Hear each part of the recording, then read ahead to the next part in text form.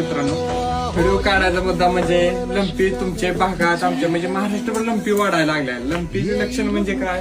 अचानक पाय सुजणे किंवा ताप येणे, फोड्या येणे. शेतकरी साधा असतो, शेतकरी काय म्हणतो मुंग्या चावल्या असलेल्या किंवा माश्या बसल्या असत्या, असं काही नसतं. लंपीचं प्रमाण वाढलं, फोड्या येणे, पाय सुजलं की लवकर स्थानिकच्या डॉक्टर संपर्क साधा. योग्य वेळी योग्य उपचार झाला तर कंट्रोलमध्ये येत.